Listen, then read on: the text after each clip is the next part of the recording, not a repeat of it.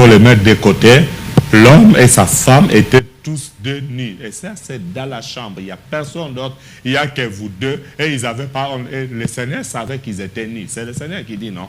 Ils étaient tous deux nus. Ils n'en avaient pas honte. Et c'est là que beaucoup de gens, avant d'avoir leur relation, ah voilà, moi je ne suis pas habitué à dormir avec la lampe allumée, il faut éteindre. Non, il n'y a pas question d'éteindre.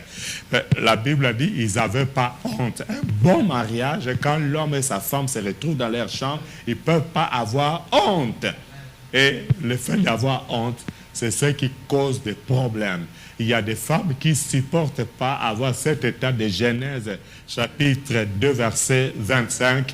Et pareil, vous savez, j'ai reçu un monsieur, un jour, qui a une photo pornographique, bien aimé dans le Seigneur. Beaucoup sont sortis dans la vision de Dieu par rapport au mariage. Et c'est en ce moment-là que ça devient un péché.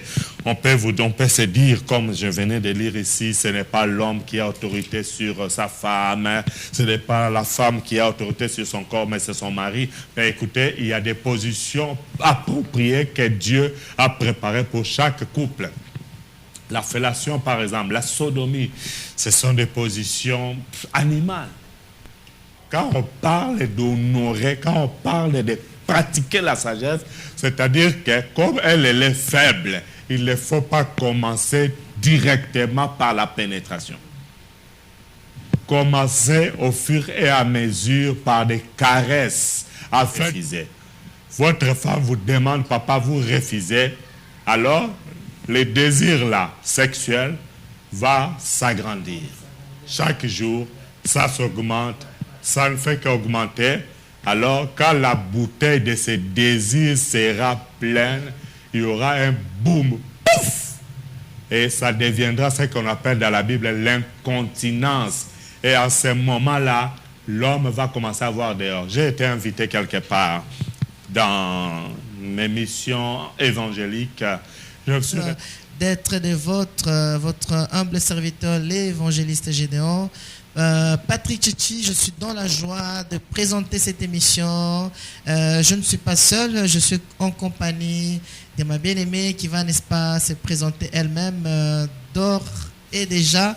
Que Dieu vous bénisse, que Dieu vous bénisse. Si nous pouvons d'abord commencer par la prière avant d'introduire ma bien-aimée et notre invité de ce jour. Nous prions, Seigneur, reçois toute la gloire.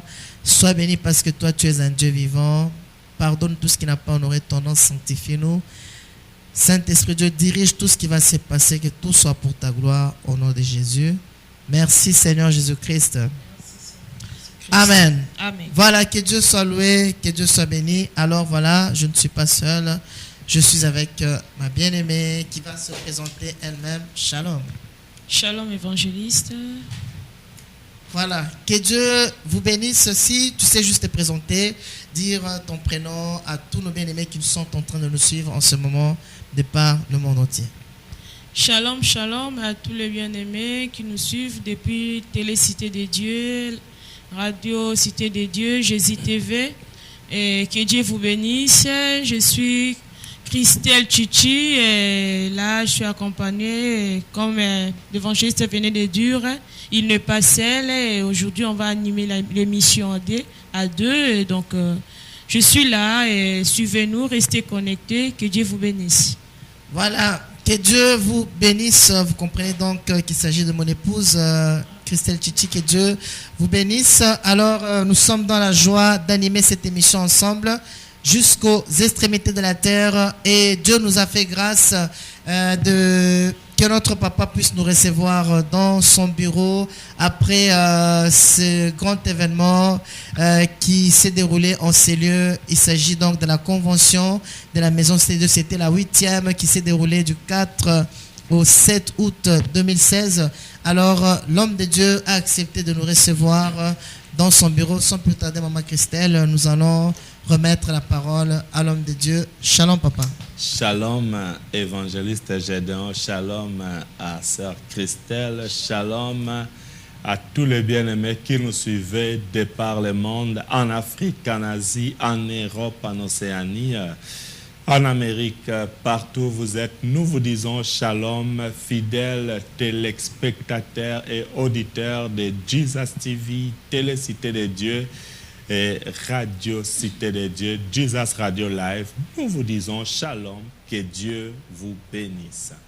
Voilà, que Dieu vous bénisse aussi, papa. Merci encore d'avoir accepté de nous inviter dans votre bureau.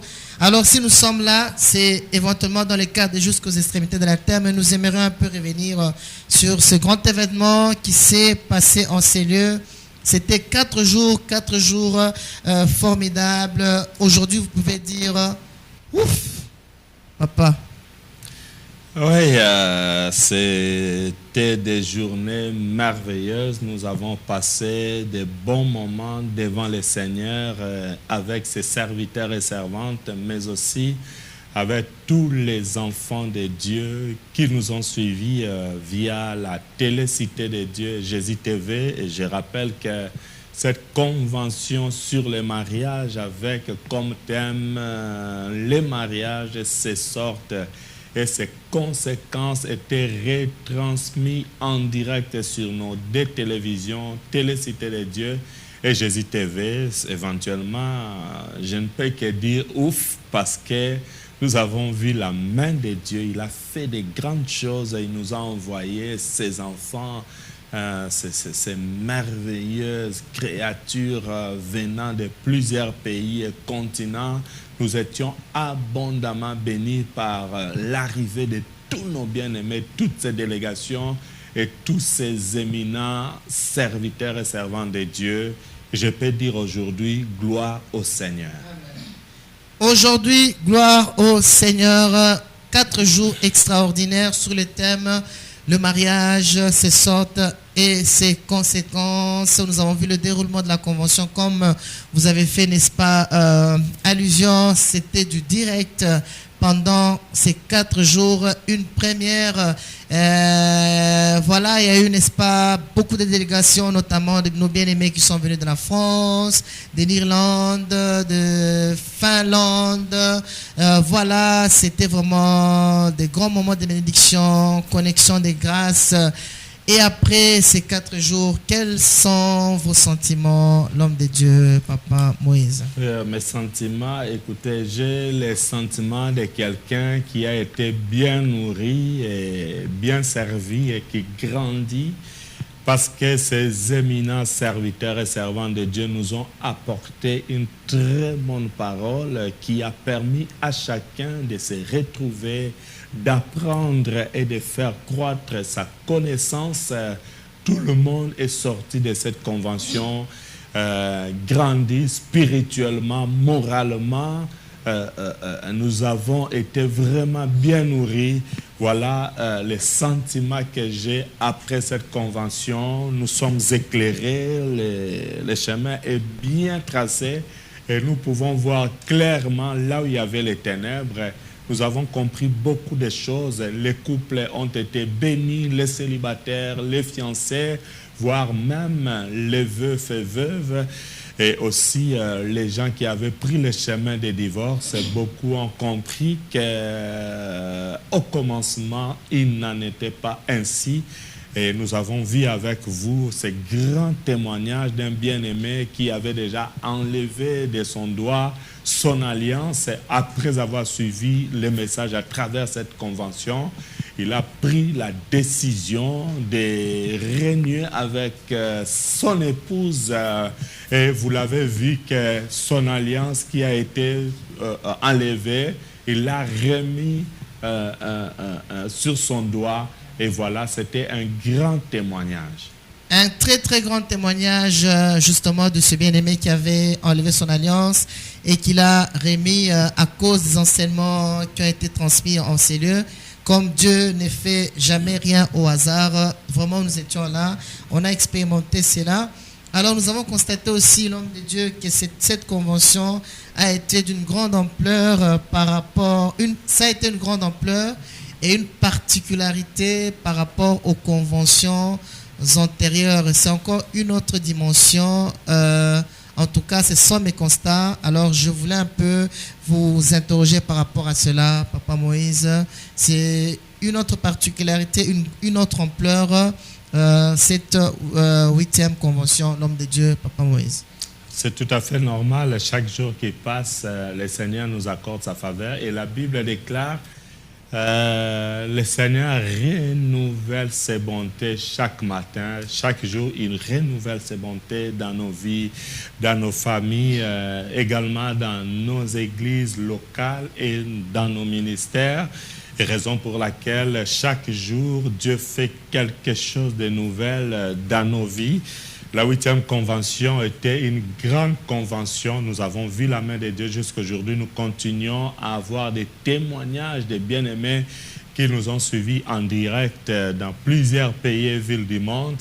Oui, c'était vraiment quelque chose de merveilleux, d'une grande ampleur. Et nous glorifions le Seigneur une fois de plus. Et je ne manquerai pas de le faire parce qu'il était avec vous et nous l'avons vu face à face et nos âmes ont été sauvés. Et nos âmes ont été sauvées. C'est ce qui justifie beaucoup de combats que nous avons, n'est-ce pas, remarqué pendant la convention. C'est vrai que ça a été une grande réussite, mais nous avons remarqué beaucoup de combats.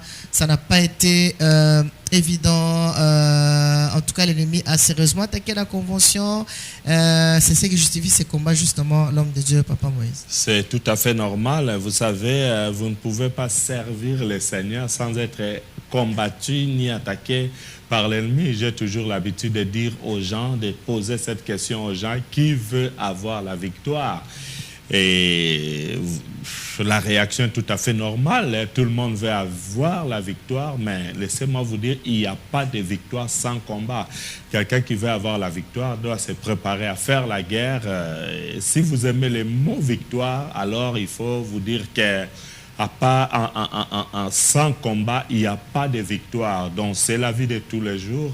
Nous sommes habitués à ce genre d'attaque et combat parce que la Bible dit dans 1 Jean chapitre 4, verset 4, « Petits enfants, vous êtes des dieux et vous les avez vaincus parce que celui qui est en vous est plus grand que celui qui est dans le monde. » Ce combat, nous sommes habitués et d'ailleurs, nous sommes heureux d'être combattus parce que chaque fois qu'il y a combat, je comprends qu'il y a une grande victoire, une grande élévation, une grande bénédiction qui m'attend. Donc, dans ma vie, si je vois qu'il n'y a pas de combat, je ne me sens pas bien. Je cherche des combats pour frapper fort avec le Seigneur afin de remporter de grandes victoires. Donc moi, les combats ne me dérangent pas. Au contraire, ce sont des escaliers et des ascenseurs qui me permettent d'aller encore plus loin et plus haut avec le Seigneur. Voilà les combats des ascenseurs, des escaliers qui permettent d'aller encore plus haut. Maman Christelle, tu as une préoccupation? Oui, papa, j'ai une question. Parce que tout au long de la convention, il y a une question que je me posais tant. En suivant vos messages, vous êtes forte sur la maladie de l'âme. Donc, le Seigneur vous utilise beaucoup sur la maladie de l'âme. Donc, quand vous parlez de l'âme, donc, on a des témoignages, les gens sont touchés. Mais pourquoi vous n'avez pas préféré faire une convention concernant la maladie de l'âme, concernant la délivrance? Mais vous avez choisi que le mariage, et pas simplement le mariage, ses sortes, ses conséquences. Donc en fait, pourquoi vous avez seulement choisi le mariage, ses sortes? Vous êtes victime, il y a quelque chose qui n'allait pas chez vous, ou bien comment, Papa Moïse? Je ne suis pas victime, mais vous savez, le Saint-Esprit est tellement merveilleux. C'est lui qui nous conduit. Et quand le Saint-Esprit nous donne une direction, nous sommes appelés vraiment à l'écouter, à suivre et à mettre en pratique ce qu'il veut. C'est vrai. Je parle sur les maladies de l'âme, une grande révélation que le Seigneur m'a donnée. Mais laissez-moi vous dire une chose. Vous savez, sans mariage, on ne peut même pas parler de l'âme. Le mariage, c'est la clé de toutes choses. Tout ce que nous voyons aujourd'hui, tout ce qui existe à cause du mariage. Écoutez, ce micro-là existe à cause du mariage. les gens ne peuvent pas me comprendre, mais je veux m'expliquer. Ce micro existe à cause du mariage. Votre petit écran existe à cause du mariage. Les avions aujourd'hui, les bateaux, tout ce que vous voulez, les caméras que nous utilisons, la table, les chaises, tout ce que nous utilisons aujourd'hui dans ce monde existe à cause du mariage. Pourquoi? Parce que Dieu a créé l'homme à son image selon sa propre ressemblance. Et après avoir créé l'homme, il a formé la femme de la côte qu'il avait prise dans l'homme. Et voilà, la Bible déclare, Dieu a amené auprès de l'homme toutes les créatures. Les animaux et tout ce que vous voulez, les plantes, les arbres, c'est l'homme qui a donné les noms à tout ce que nous voyons aujourd'hui, même à certains animaux domestiques ou sauvages que nous ne connaissons pas, des plantes, des oiseaux que nous connaissons ou pas. C'est l'homme qui a donné les noms à tout cela. Et Dieu a établi l'homme dans les jardins pour les cultiver et les garder. Et voilà, quand Dieu établit l'homme pour cultiver, c'est-à-dire Dieu demande à l'homme de commencer à travailler. Et c'est par le travail que l'homme est arrivé aujourd'hui à fabriquer des avions, à inventer, fabriquer des voitures, des caméras, des micros, à faire l'architecture, la peinture, la couture. Tout est parti du mariage d'Adam et Ève. C'est le mariage qui a fait que tout ce que nous voyons aujourd'hui existe. Donc, le mariage est très important. Et je veux même dire, si aujourd'hui on peut parler des maladies de l'âme, c'est à cause du mariage. C'est dans le mariage d'Adam et Ève. C'est dans ce mariage-là que nous avons constaté la première maladie de l'âme. Quand la femme a vu que l'arbre était bon à voir et à manger, en mangeant l'arbre, c'est là que la semence, si vous le voulez bien, de ces fruits est allée dans l'âme. Et vous pouvez vous poser la question, mais comment en mangeant, la semence est allée dans l'âme? Je vais un peu parler de l'anatomie. Vous savez, dans l'anatomie, nous avons ce qu'on appelle l'appareil digestif. Par rapport au fonctionnement de l'appareil digestif, vous savez que tout ce que vous mangez entre dans la bouche, œsophage, intestin grêle, ainsi de suite. Après, il y a digestion. Après la digestion, il y a ce qu'on appelle les substances nutritives et les déchets. Les substances nutritives vont directement dans le sang pour contribuer à votre bonne santé, ça renforce les anticorps et ces substances nutritives qui vont dans le sang va contribuer donc à votre bonne vie ici sur la terre en tant qu'être humain. Mais n'oubliez pas aussi que si vous lisez dans Lévitique chapitre 17, le verset 14, dans Lévitique chapitre 17, le verset 14, la Bible nous dit que l'âme de toute chair, c'est son sang qui est en elle. C'est-à-dire tout ce que vous mangez, tout ce que vous buvez, va directement dans le sang qui est votre âme. Donc, Ève, en mangeant les fruits, ces jours-là, à cause de la désobéissance, les substances nutritives venant de ces fruits-là est allé directement dans son âme. Et c'est ça même l'origine des maladies de l'âme et l'origine de tous les maux que nous avons aujourd'hui. Voilà, sœur Christelle, si je peux être un peu long pour te répondre. Donc, je ne suis pas victime, mais il était important de parler sur le mariage parce qu'aujourd'hui, beaucoup de familles sont détruites à cause du mariage.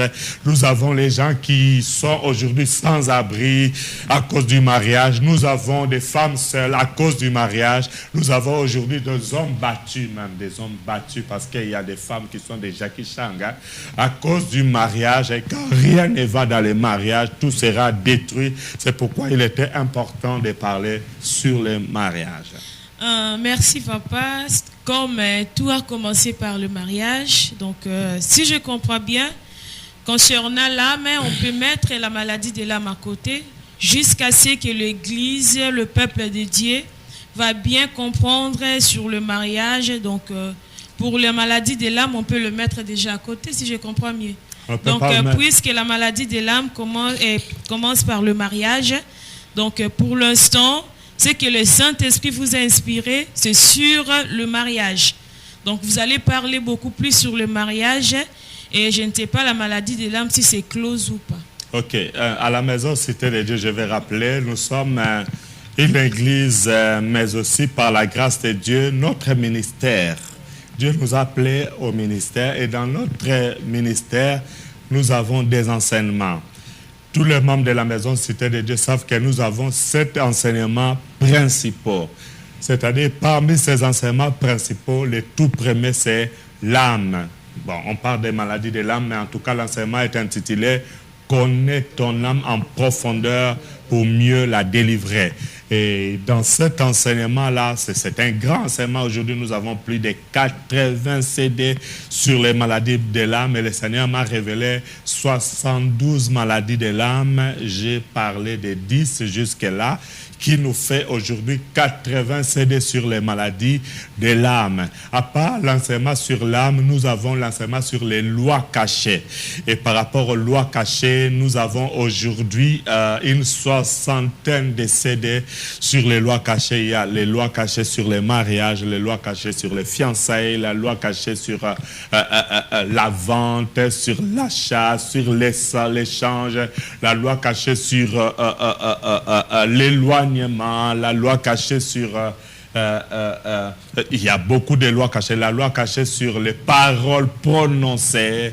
Il y a plusieurs lois cachées. Et alors, c'est un grand enseignement que je conseille à chacun de vous. Vous pouvez même commander les CD ou nous suivre 24 heures sur 24 sur nos chaînes de télévision et radio. Et le troisième grand enseignement à la maison Cité de Dieu, c'est sur les origines ou les codes de la délivrance. Et là, nous allons en profondeur sur les origines, notamment qu'est-ce que tu as déjà mangé. Nous voyons beaucoup de choses là-bas. Par exemple, les esprits familiers. Tout ça, c'est par rapport aux origines ou les codes de la délivrance. Nous avons également l'enseignement sur les mariages. Comment vivre un mariage heureux. Ou en général, ça se résume dans le cadre de Unis pour la victoire. Et voilà. Et à part ça, nous avons aussi à la maison Cité de Dieu beaucoup de bonnes choses. Voilà, donc il y a au total 7 enseignements, je ne vais pas tout parcourir maintenant. Donc on ne mettra pas de côté l'enseignement sur l'âme à cause du mariage, mais le mariage n'est qu'un des enseignements au sein de la maison Cité de Dieu. Mais si vous combinez les tout, vous serez vraiment alors une personne bien formée et vous aurez de la matière à donner à beaucoup de gens dans votre entourage et aussi partout dans le monde. Vous aiderez aussi votre famille et toutes les églises locales du monde. Merci, Pasteur Moïse. Donc, mes bien-aimés, nous avons compris, donc on ne peut pas mettre la maladie de l'âme à l'écart, donc nous devons combiner et la maladie de l'âme et le mariage. Tout est important dans la maison de Dieu. Évangéliste Gédéon, je ne sais pas si tu as la même opinion que moi. Voilà, tout est important. En fait, ce sont, n'est-ce pas, des enseignements, comment, un terme plus simple, c'est une synergie des enseignements qui se croisent, qui sont, n'est-ce pas, importants pour le développement de tout enfant de Dieu. Et nous insistons justement sur les enseignements au sein de la maison Cité de Dieu. Et d'ailleurs, c'est une richesse. Notamment, tous les lundis, on a un espace qu'on appelle Faites la soie où nous sommes assis. On est en train, n'est-ce pas, de nous enseigner. Et notamment sur la convention que nous venons de voir sur le mariage, où on nous a enseigné pendant 4 jours. Le thème, c'était le mariage, ses sortes et ses conséquences. Mais quand tu as vu, n'est-ce pas, comment est-ce que les orateurs, n'est-ce pas, ont développé ces sujets, ce point sur le mariage, on a vu vraiment, c'était des points de vue différents, mais qui étaient d'une grande richesse que nous avons tous bénéficié en tant qu'enfants de Dieu. C'est pourquoi je reviens justement vers l'homme de Dieu, Papa Moïse. Quand nous avons suivi des enseignements comme les querelles dans le couple que le pasteur Francis Longo a donné, il a développé d'une manière différente. Parce que vous avez déjà enseigné sur cet enseignement par le passé. Commencer une querelle, c'est ouvrir une digue. Mais là, nous avons encore vu une autre manière d'approcher cet enseignement sur les querelles. On nous a parlé de la tasse de café. Alors, c'est une particularité, Papa Moïse, de la tasse de café. Donc, voilà, on a découvert une autre manière de développer ce sujet. Finalement, c'était une connexion des grâces. Ce thème mariage est tellement vaste que ces imminents serviteurs de Dieu, que le Seigneur a lui-même sélectionné pour sa gloire, ont développé d'une manière différente. C'est des grandes richesses. En fait, l'aspect même mariage est un mystère. On peut rester des mois, voire même des années durant à parler sur ce thème mariage, l'homme de Dieu, Papa Moïse. Vous savez, d'abord, je salue la prestation de pasteur Francis Longo et de tous les autres orateurs, pasteur Martin Yongo, pasteur Martin Tumba, pasteur Alliance Chovo, Bishop Shirley Holloway. Je les salue tous. Ils étaient vraiment puissamment utilisés par le Seigneur et leurs interventions étaient vraiment des interventions, des messages magistraux qu'ils ont apportés au peuple de Dieu et à chacun de nous. Oui, c'est vrai. Vous savez, le Seigneur nous a tous donné les dons et une mission, et chacun a sa façon d'apporter la parole selon la mission et les dons spirituels que Dieu lui a donnés, raison pour laquelle il était tout à fait normal que le pasteur Francis puisse l'aborder autrement par rapport aux enseignements que nous avons sur Unis pour la victoire. Et il ne faut jamais oublier cela. Et quand vous parlez de la tasse de café, moi, je suis quelqu'un qui parle directement. Quand vous dites tasse de café, je ne sais pas moi chez quel restaurant pour demander le café. Vous parlez de relations sexuelles en termes clairs. Donc, le pasteur Francis voulait parler de relations sexuelles. Lorsque dans un couple, nous avons parlé de ça dans Unis pour la victoire, nous avons parlé de lit conjugal qui doit être exempt de suie. Vous savez, il y a beaucoup de couples qui ont de sérieux problèmes aujourd'hui et ces problèmes proviennent de la chambre à coucher. C'est là que beaucoup de problèmes on tire leur source en fait. Je suis quelqu'un qui, par la grâce de Dieu, arrive à aider beaucoup de couples par semaine. Par semaine, j'arrive à aider quand même quelques couples, 2 ou 3 couples, voire 3 par semaine.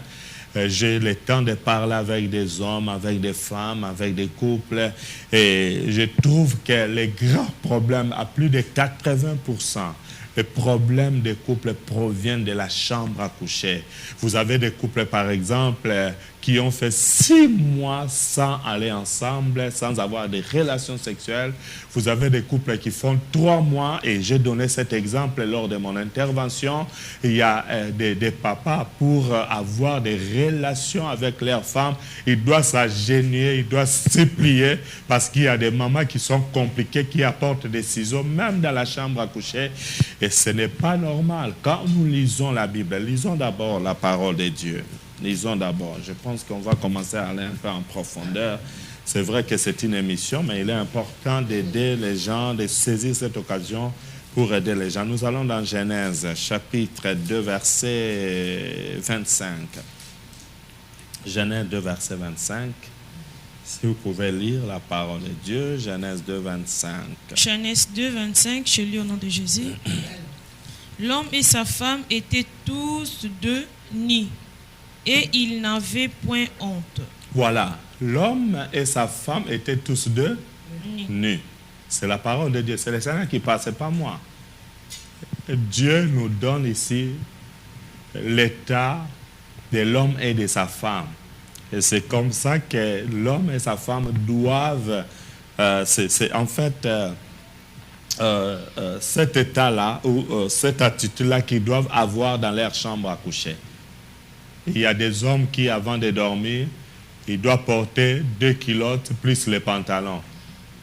Et un jour, j'enseignais sur les mariages unis pour la victoire. Et j'ai reçu un coup de fil juste après l'enseignement. Une maman qui m'appelle et qui dit, mais voilà, je vous passe mon mari. Et son mari se plaignait. Pourquoi? Parce que sa femme, avant de dormir, à part, excusez-moi, je vais être clair, à part les sous-vêtements, elle portait une petite culotte en jeans et après, elle ajoute le pantalon, puis le pagne avant de dormir.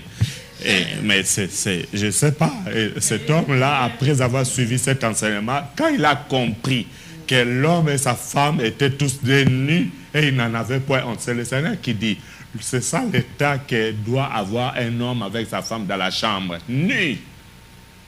Aujourd'hui, c'est vrai qu'il y a des robes de nuit, oui, robes de nuit, c'est très bien, mais après un certain moment, il faut les mettre de côté.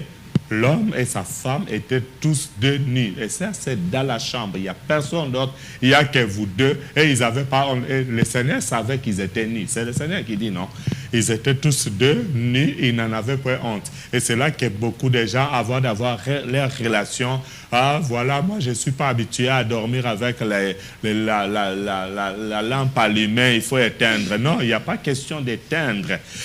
La Bible a dit ils n'avaient pas honte. Un bon mariage, quand l'homme et sa femme se retrouvent dans leur chambre, ils ne peuvent pas avoir honte. Et le fait d'avoir honte, c'est ce qui cause des problèmes.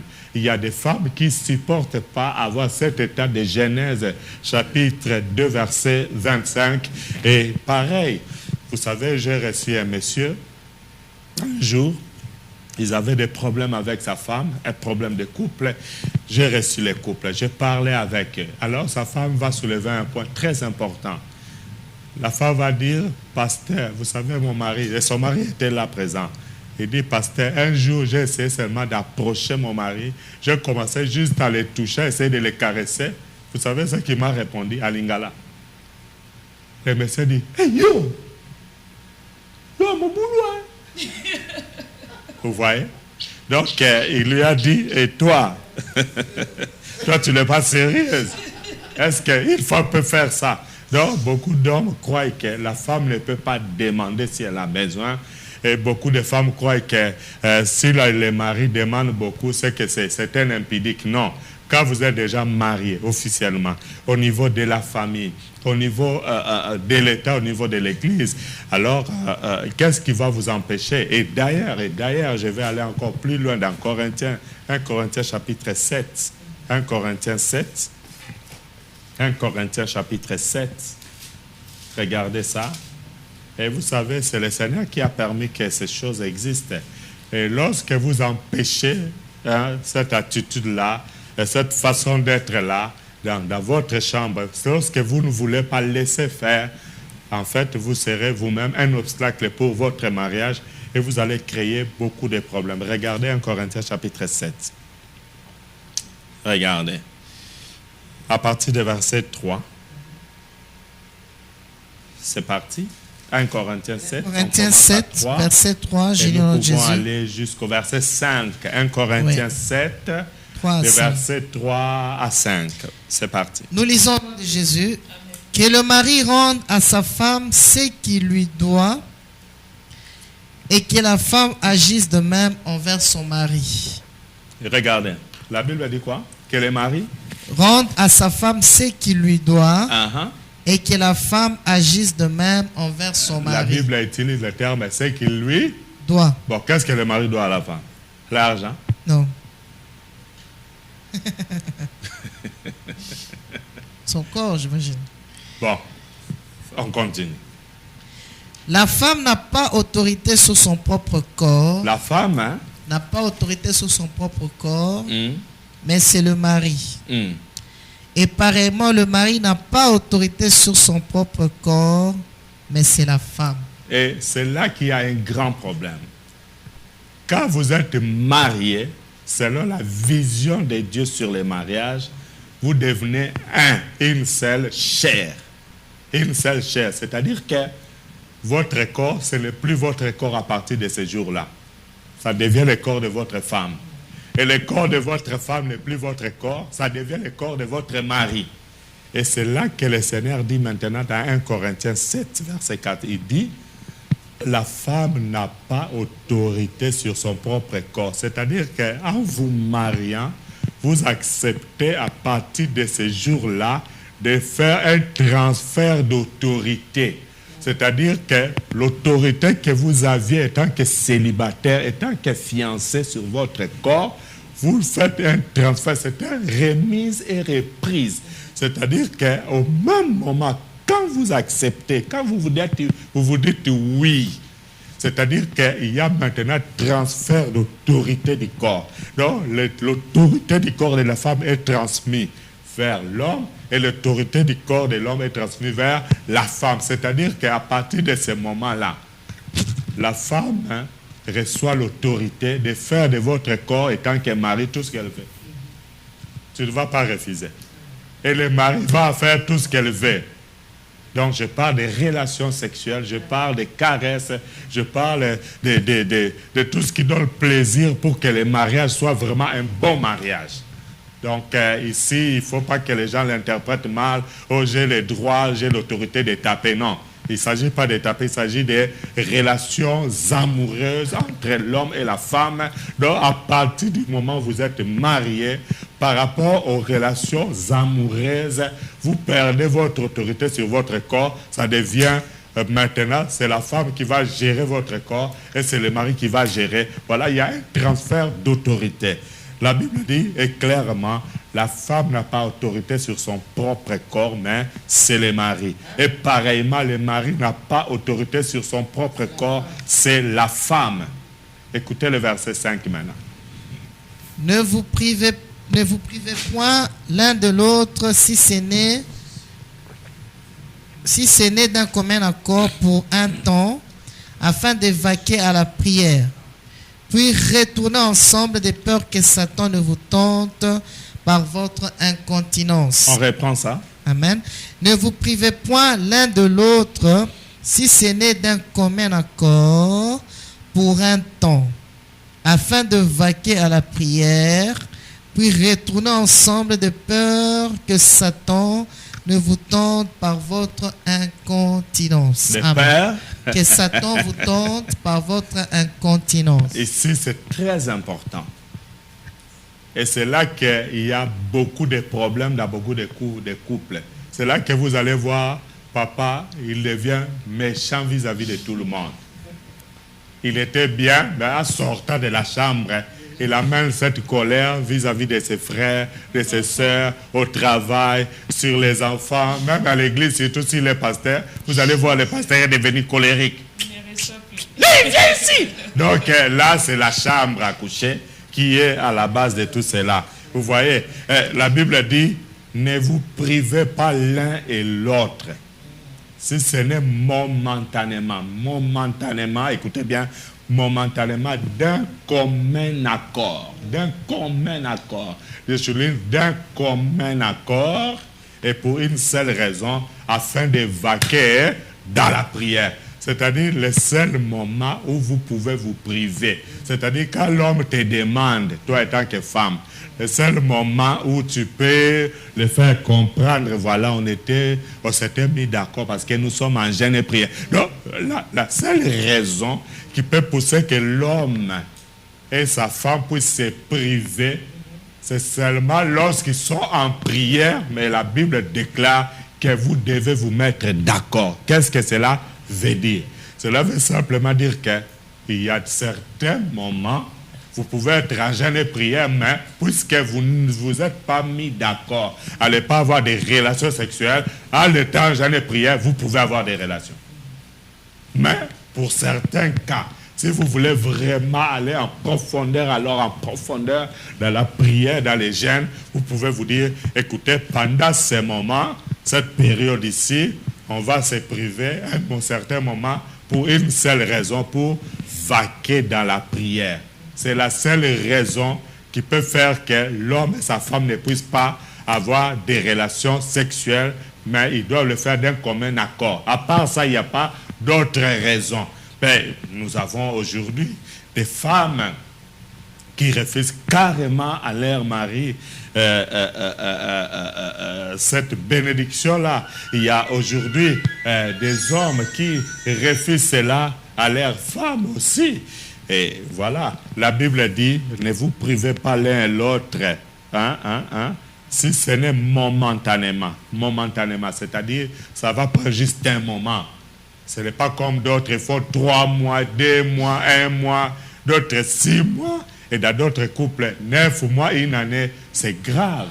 Ça, c'est grave. Ça, vous êtes en train de tenter votre mari, vous tentez votre mari à voir dehors, vous tentez votre femme à voir dehors, et ça provoque l'adultère.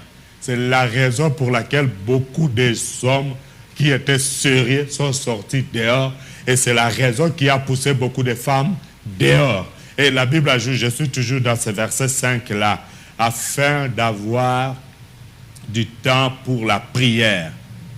Puis, retournez ensemble, de peur que Satan ne vous tente par votre incontinence. On parle de quoi? De l'incontinence. C'est-à-dire que à un certain moment, puisque votre mari vous demande, maman, vous refusez.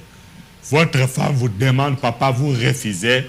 Alors, le désir là, sexuel, va s'agrandir. Chaque jour, ça s'augmente, ça ne fait qu'augmenter. Alors, quand la bouteille de ces désirs sera pleine, il y aura un boum, pouf! Et ça deviendra ce qu'on appelle dans la Bible l'incontinence. Et à ce moment-là, l'homme va commencer à voir dehors. J'ai été invité quelque part dans mes missions évangéliques. Je me suis retrouvé une fois aux États-Unis. Je ne préfère pas citer les noms de cet État ou de la ville. J'ai été reçu dans une maison où, en tout cas, j'ai été bien accueilli. Que Dieu bénisse ce couple-là. Mais j'ai trouvé qu'ils avaient un sérieux problème. Le problème, c'était ça. C'est-à-dire que l'homme demandait. Et chaque fois qu'il introduisait ses demandes, sa femme rejetait la demande. Donc, ces demandes étaient tout le temps rejetées. Ce qui a poussé l'homme maintenant à pratiquer le voyeurisme. C'est-à-dire qu'il attendait les heures tardives pour se retrouver devant la télévision avec sa télécommande pour regarder les films pornographiques. L'homme, pourtant, qui était quelqu'un qui aimait le Seigneur, très engagé dans l'Église, et voilà, il est devenu un monsieur qui pratiquait ce que j'ai parlé en frôlant un peu pendant la convention, le mariage imaginaire. Il est entré dans l'imaginaire, il commençait à voir comment d'autres le faisaient à travers des films, et voilà, c'est comme ça qu'il s'est soulagé. Il était devenu un grand masturbateur. Pourtant, il était marié, pendant que sa femme était dans la chambre, lui au salon, et c'est ce qu'il faisait. Un jour, il a même demandé à sa femme de venir, ils ont suivi ce film ensemble, et voilà, quand vous regardez ça, quand vous regardez ce film-là, vous êtes possédé par des esprits impurs. Parce que la Bible nous dit dans Lévitique, quand vous regardez la nudité de quelqu'un d'autre, c'est la malédiction qui tombe sur vous. Bien aimé, je vais dire aux gens qui ont pris l'habitude de regarder des photos porno ou des films porno, bien aimé, ça vous attire des démons et beaucoup de problèmes. Et vous savez ce qui est arrivé à ces couples-là? Après avoir regardé ça, la femme est tombée enceinte. Ils sont allés ensemble. La femme est tombée enceinte. La grossesse a évolué normalement jusqu'au 9e mois. Arrivé le jour de l'accouchement, il y avait des complications. L'enfant est né, 2 jours après, l'enfant est mort. Voilà les conséquences. Quand vous vous plongez dans ces choses, ça provoque la manifestation démoniaque. Vous ouvrez la porte aux démons. Et voilà. Personne ne connaissait les conséquences de cette histoire. Eux-mêmes, ils étaient conscients que c'est à cause des pratiques qu'ils faisaient. Pourquoi? Parce que maman refusait tout le temps et papa a ouvert la porte aux démons.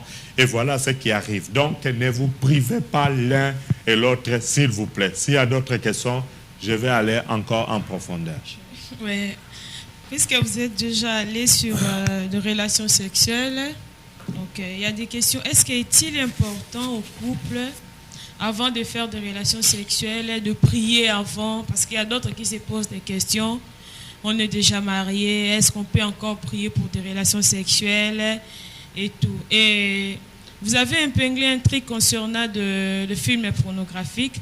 Pour nous, les enfants dédiés, est-ce qu'il y a des positions spécifiques pour nous en tant qu'enfants dédiés, ou bien on peut faire comme tout, parce qu'il y a d'autres qui se disent non, moi je suis enfant de Dieu, je ne peux pas faire comme ça, c'est un péché, ou bien c'est normal, on peut faire ce qu'on veut selon nos désirs, Pasteur Moïse.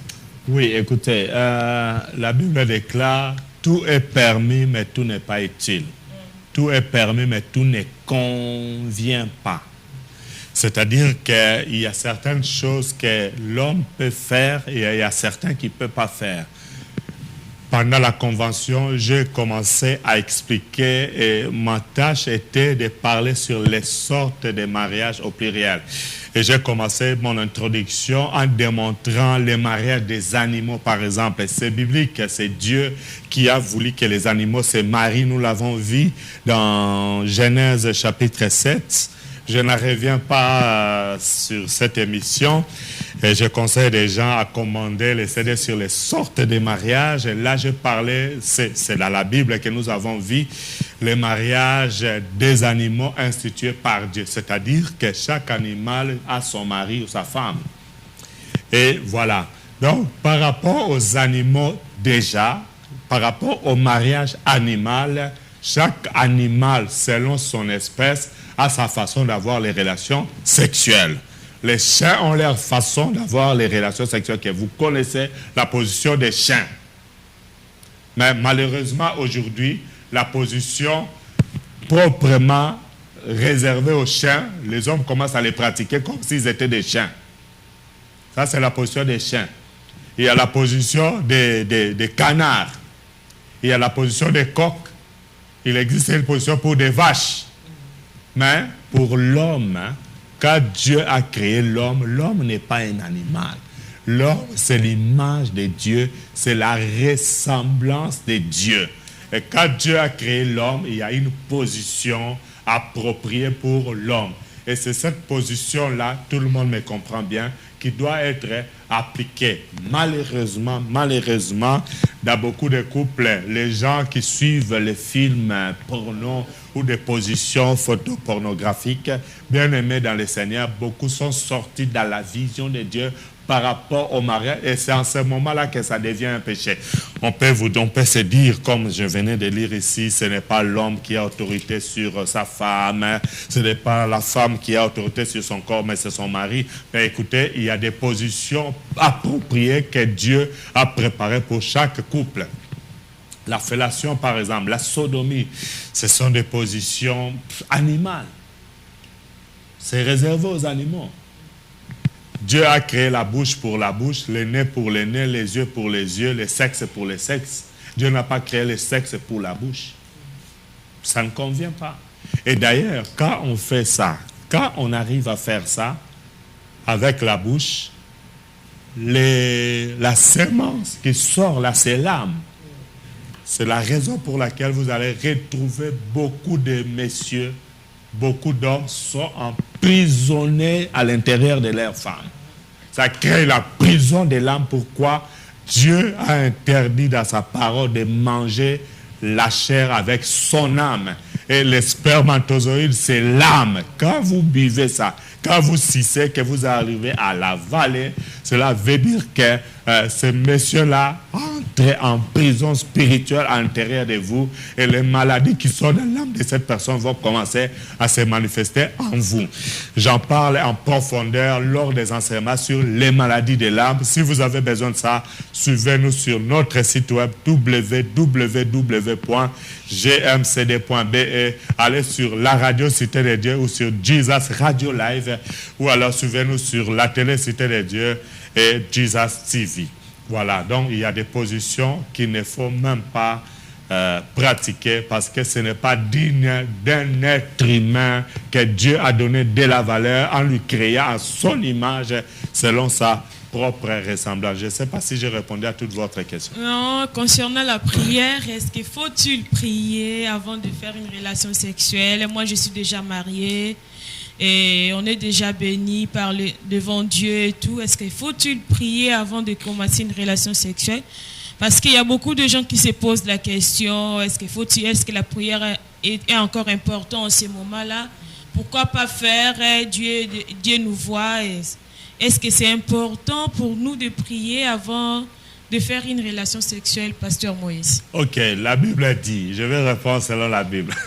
La parole de Dieu déclare chaque chose a son temps, n'est-ce pas? Il y a un temps pour toute chose, un temps pour ceci, un temps pour cela, un temps pour ceci, un temps pour cela. Mais, dans 1 Thessaloniciens chapitre 5, verset 17, la Bible dit, priez sans cesse. Si chaque chose a son temps, il n'y a que la prière qui doit être faite sans cesse. La prière n'a pas de temps. C'est seulement la prière qui n'a pas de temps. La Bible déclare, chaque chose a son temps. Mais en rapport avec la prière, le Seigneur dit dans sa parole, priez sans cesse. C'est-à-dire, on peut aussi prier avant de faire des relations sexuelles. Ça ne va pas empêcher le Saint-Esprit d'agir. Non. Le Saint-Esprit même, le Saint-Esprit même sait que vous êtes mariés. Le Saint-Esprit sait que vous êtes mariés et d'ailleurs, ça va beaucoup vous aider. Pourquoi d'abord faut-il prier avant d'avoir des relations sexuelles? Je reçois beaucoup de cas. Il y a des couples qui ont des maris et femmes de nuit. Ils sont possédés par des maris ou femmes de nuit. Or, les maris et femmes de nuit empêchent des fois que les gens puissent avoir des enfants. Et écoutez, les maris et femmes de nuit sont aussi à la base de beaucoup de faiblesses sexuelles. Beaucoup de gens, à vrai dire, ils ne sont pas faibles sexuellement.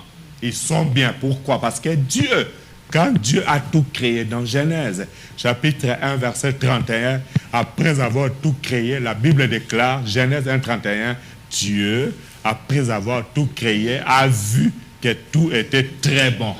Mais d'où viennent maintenant les faiblesses sexuelles ou la frigidité?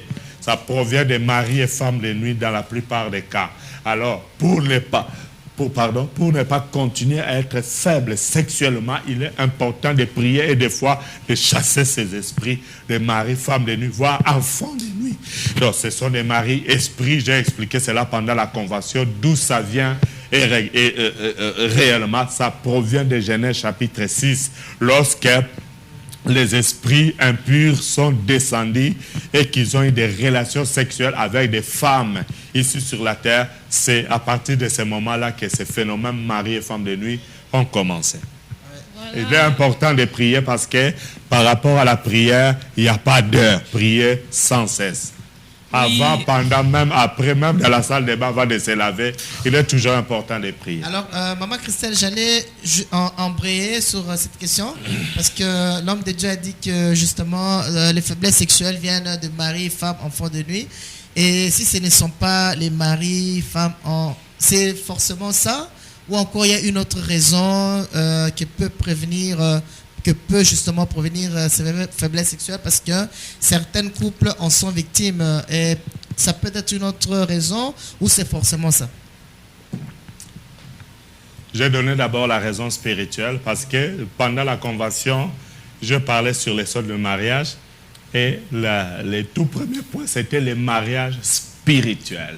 C'est-à-dire, c'est là que j'ai démontré par la grâce de Dieu qu'il existe des gens qui sont physiquement, ils sont mariés, mais spirituellement aussi, ils sont mariés. Mais il y a d'autres qui sont encore célibataires ou fiancés, mais spirituellement, ils sont déjà mariés et ils ont commencé à faire des enfants dans le monde spirituel. C'est là que vous voyez, une certaine période, il y a des femmes qui voient leur sein gonfler comme si quelqu'un venait d'accoucher. Ça, ce sont des choses spirituelles qui se manifestent dans le monde spirituel.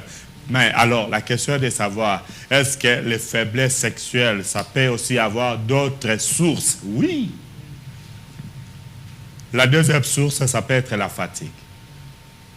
Quand vous avez beaucoup de travail, l'homme et la femme, et que vous êtes fatigués l'un ou l'autre, ça peut aussi causer instantanément, pendant cet instant-là, ça peut pousser d'être fait parce que le corps est fatigué.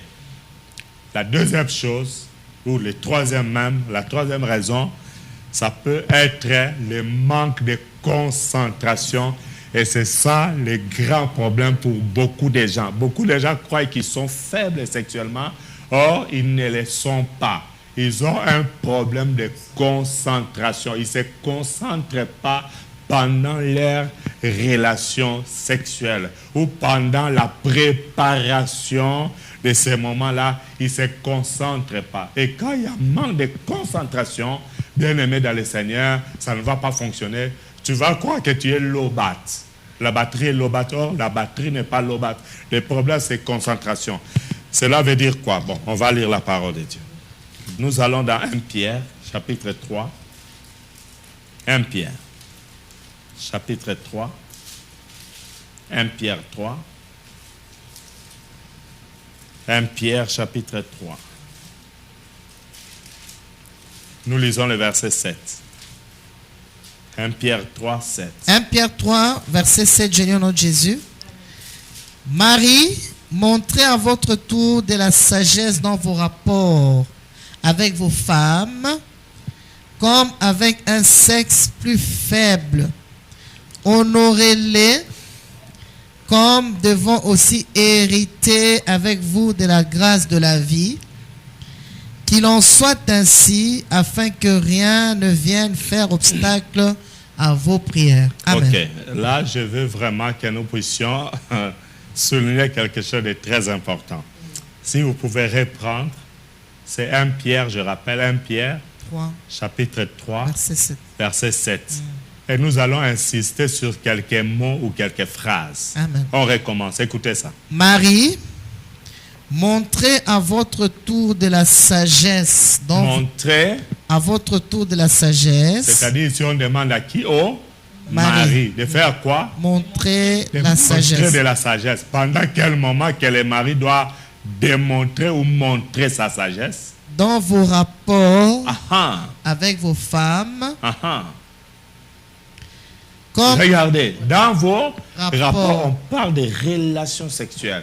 C'est-à-dire que pendant les relations sexuelles, il est important au mari. Ça, c'est un conseil donné aux maris, aux hommes, que pendant ces moments, il est important de faire preuve de sagesse. Qu'est-ce que cela signifie? On continue et puis je vais expliquer.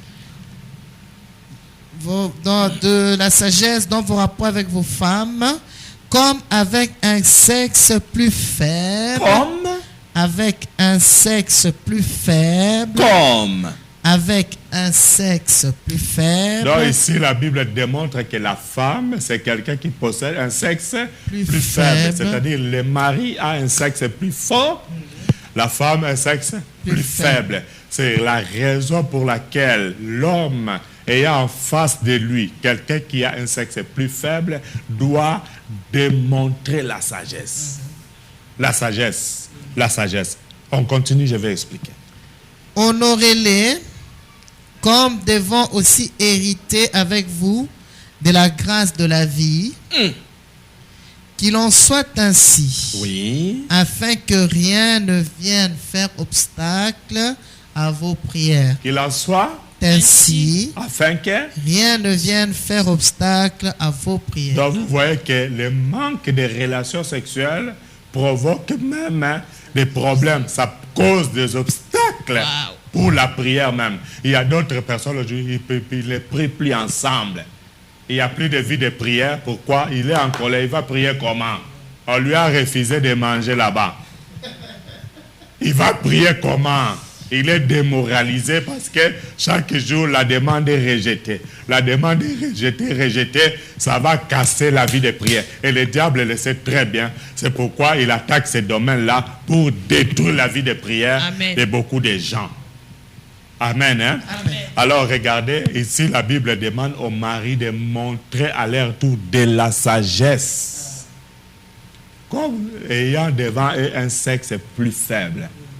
Et la Bible ajoute, honorez-les. C'est-à-dire, la sagesse de l'homme ici, dans ce domaine, consiste à honorer ce sexe qui est plus faible. C'est-à-dire quoi? Quand on parle d'honorer, quand on parle de pratiquer la sagesse, c'est-à-dire que comme elle est faible, il ne faut pas commencer directement par la pénétration. Commencer au fur et à mesure par des caresses afin de remonter celui qui est faible jusqu'à ce que la batterie soit chargée aussi de l'autre côté. C'est important de commencer petit à petit, doucement, doucement, le temps d'attendre que l'autre aussi monte. Ne soyez pas pressé, parce que celui qui a le sexe plus fort, lui, cette personne-là, des fois, directement, il est chargé. Mais l'autre, il faut attendre, c'est-à-dire par sagesse, il faut y aller doucement jusqu'à ce que l'autre atteigne le même niveau que vous qui avez le sexe fort, et alors ça va aller. Et c'est là que vous allez voir, tout le monde va se réjouir. Alors, quand il y a manque de jouissance, c'est que quelque part, il y a un d'entre eux qui ne joue pas à la sagesse. C'est ça le problème. Donc, la troisième raison, ça peut être le manque de concentration. Or, le manque de concentration, c'est un élément très important. Je vais expliquer. Par exemple, vous vous retrouvez pendant votre fête. Appelons ça la fête. Pendant votre fête, il y a l'autre qui est concentré, c'est-à-dire il sera chargé rapidement parce qu'il est concentré, mais il y a l'autre qui n'est pas concentré. Pendant ce moment, vous pensez à vos factures, qu'est-ce que je vais faire pour payer la facture? Et pendant ce moment, vous pensez à votre travail, je suis déjà en retard, ce monsieur, est-ce qu'il ne peut pas vraiment... Vous voyez, vous pensez à autre chose, vous n'êtes pas concentré. Écoutez, pour être concentré, si on vous touche là, sur votre bras ou sur votre main, là, dans votre pensée, vous devez être concentré dans le sens que oui, on m'a touché là. Si on va se toucher sur l'épaule, soyez concentré, oui, on a touché l'épaule. Mais quand on vous touche par exemple sur les bras et que vous pensez à la caméra, vous n'êtes pas concentré, ça ne viendra pas. Alors on peut croire qu'on est faible, or on n'est pas faible, c'est le manque de concentration. Voilà les 3 éléments clés que je peux donner aujourd'hui. Voilà, gloire au Seigneur. Rendez-vous lors des Unis pour la victoire. Pour la victoire. Le temps nous est révolu, on va un peu avancer pour cheminer notre émission. Comprenez qu'il y a beaucoup de choses à dire sur ce terme du mariage, comme l'a dit notre papa. Rendez-vous à Unis pour la victoire si vous avez encore d'autres questions. Alors papa, nous revenons sur la convention les 4 jours. Nous avons vu que vous avez... Il y a eu, n'est-ce pas, le mariage le samedi. Comment est-ce possible de combiner et la convention et le mariage? Ça a été pour vous quand même un grand stress, l'homme de Dieu, papa Moïse. Je ne veux pas parler de stress parce que c'était tout à fait normal. C'était une convention qui parlait sur le mariage.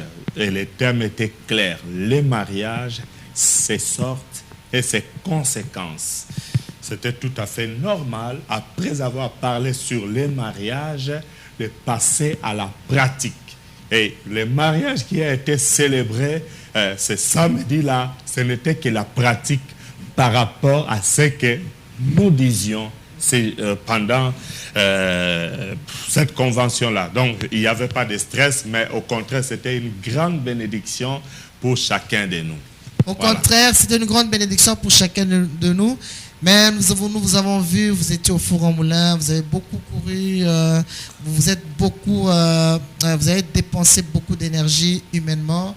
En tout cas, je me demande si c'était des autres pasteurs, est-ce qu'ils allaient avoir l'endurance que vous avez dégagée le samedi en question. Que Dieu bénisse l'homme de Dieu, papa Moïse.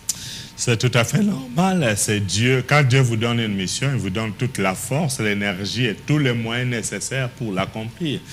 Je glorifie Dieu parce que c'est Dieu qui a donné tout ce qu'il fallait pour que tout se passe dans de bonnes conditions. Tout se passe dans de bonnes conditions. Avant de te passer la parole, Maman Christelle, nous avons vu aussi qu'il y a eu beaucoup d'accidents de voitures. On a senti vraiment des grandes attaques, plus ce phénomène-là approché. Il y a eu des grandes attaques, notamment des voitures accidentées. Le diable était vraiment déchaîné. Qu'est-ce à dire par rapport à tout ça, l'homme de Dieu, Papa Moïse? Ça rentre dans le cas de témoignages. Pour les jours à venir, mais vous savez, ce n'est que le matériel. La victoire est là. Ce qui est plus important, c'est que Dieu nous a donné une grande victoire et nous regardons plus la victoire que ces petits dégâts matériels. Ça ne sert à rien. C'est la victoire qui compte et c'est la gloire de Dieu qui compte pour nous. Voilà, la gloire de Dieu qui compte pour nous. La convention est passée, tout le monde était content, joyeux. On a vu la soirée du mariage qui était très très bien. Et les gens, selon les témoignages des gens, les gens ont bien mangé. L'organisation était vraiment nickel, une très belle salle. Vraiment, les gens se sont réjouis et nous avons constaté du début jusqu'à la fin qu'il y a eu du monde. La salle était toujours remplie. Qu'est-ce que vous ressentez, ou bien quand on vous dit ça, et d'après les réactions de tous les gens qu'on a sondés, qu'est-ce que ça vous fait quoi au cœur, l'homme de Dieu, Papa Moïse? Ça me pousse à adorer encore plus le Seigneur, à les louer, les glorifier pour tout ce qu'il a fait. Dieu a fait des grandes choses. Il a touché nos bien-aimés qui sont venus de plusieurs pays. Nous avons compté la Finlande, la France, l'Allemagne, la Hollande, Deutschland. Il y avait des gens venant de l'Afrique du Sud, de plusieurs villes ici en Europe, du Canada, États-Unis, Suisse. C'était une grande bénédiction et je dis grand merci à Dieu et surtout je félicite vraiment de tout mon cœur toutes ces personnes qui ont payé leurs billets d'avion. Ils ont pris les trains, les covoitirages, ils se sont déplacés en voiture, et voire même d'autres à pied ici sur place. Vraiment que l'Éternel vous bénisse abondamment et je prie que le Seigneur puisse compter tous les kilomètres que vous avez parcourus en aller et retour et qu'il puisse vous rendre sensible. Vous êtes bénis, que Dieu vous bénisse. Vraiment, soyez bénis. Vraiment, soyez bénis. Encore une question, Maman Christelle? Oui, juste une dernière question, pasteur, si vous pouvez me répondre un peu en bref. Et dans la convention, j'ai vu que vous avez parlé sur les fiançailles, les dialogues dans les couples, comment vivre une mariage géré, le divorce. Pourquoi avez-vous pas parlé sur le veuvage? Parce qu'aujourd'hui, il y a beaucoup de veuves et il y a beaucoup de veufs. Donc, ces gens-là, ces papas-là, ces mamas-là, donc eux aussi, ils ont besoin de la parole de Dieu et pour les orienter, comment est-ce qu'ils peuvent se comporter en tant que veuve, qu'est-ce qu'ils peuvent faire. Et pour d'autres aussi, parce qu'on ne sait jamais. Donc, pourquoi vous n'avez pas épinglé sur le veuvage, pasteur Moïse? Écoutez, la convention de la fois passée, nous avons parlé sur le veuvage et à la fin de cette convention qui vient de passer, j'avais dit que ce n'était qu'une étape. L'année prochaine, si le Seigneur le permet, il y aura encore une autre convention avec les mêmes thèmes. Donc, on n'a pas fini. Il y a beaucoup de sujets à développer. On parlera sur le veuvage. On en a parlé la fois passée. Et les veuves ne sont pas oubliées, qu'ils les prennent dans le cadre des célibataires. Et nous encourageons ceux qui sont veufs ou veuves. Si vous sentez que vous voulez vous marier, alors allez-y. N'hésitez pas, mais surtout, il faut bien écouter le Seigneur et bien tester la personne qui vient, qui s'approche là. Il faut bien l'étudier. On ne doit pas vous utiliser comme un instrument d'iniquité, mais il faut vraiment être sage. Et voilà, vous avez mes encouragements pour vous marier si vous le sentez. Mais il faut vraiment être prudent. Voilà, nous vous aimons. On ne vous a pas oublié. Voilà, gloire au Seigneur. Maman Christelle, question, c'est fini. Alors, l'homme de Dieu, nous sommes arrivés à la fin de notre émission de séjour. Vos perspectives d'avenir, l'homme de Dieu. Déjà, l'année prochaine, au mois de juillet, nous préparons une grande tournée aux États-Unis. Ça rentre dans le cadre du voyage évangélico-touristique. Ce voyage évangélico-touristique va nous amener à organiser une croisade de plus ou moins 2 jours aux États-Unis. Nous irons avec une grande équipe par la grâce de Dieu aux États-Unis. Tous les membres de la Maison Cité de Dieu qui sont partout dans le monde, vous êtes invités. Nous descendrons sur place, nous ferons plusieurs États et plusieurs villes. Voilà vraiment les grands événements qui nous attendent l'année prochaine. Ne manquez pas, appelez-nous, contactez-nous pour avoir plus d'informations. L'évangéliste Gédéon vous donnera tous les coordonnées tout à l'heure. Et voilà, il y a encore beaucoup de bonnes choses. Aujourd'hui déjà, on démarre avec la formation normale, les enseignements normaux au sein de la maison Cité de Dieu. Et voilà, il y a beaucoup de bonnes choses qui sont devant nous. Des émissions à la télévision, à la radio. Ne manquez pas nos programmes de chaînes de prière, des retraites, des formations, enseignements. Ne manquez pas, il y a beaucoup de bonnes choses et vous découvrirez d'autres au fur et à mesure et au moment opportun. Amen. Voilà, il y a beaucoup de bonnes choses. Souffrez que nous allons nous arrêter par ici, car nous sommes arrivés à la fin de notre émission. L'homme de Dieu, merci de nous avoir reçus dans votre bureau. C'est moi qui vous remercie tous les deux et tous les bien-aimés qui nous ont suivis, aussi notre bien-aimé Papa Séverin à la caméra et tous ceux qui sont à la technique, mon amour qui travaille aujourd'hui à la technique. Voilà, soyez bénis. Voilà, soyez bénis. Merci beaucoup, l'homme de Dieu, Papa Moïse. Avant de terminer par la prière de l'homme de Dieu, donc voilà, vous nous avez suivis en direct de Jésus TV, Télé Cité des Dieux, Radio Cité des Dieux International, connecté sur notre site web www.gmcd.be. En tout cas, nous étions très heureux de vous présenter cette émission. Vraiment, que Dieu vous bénisse.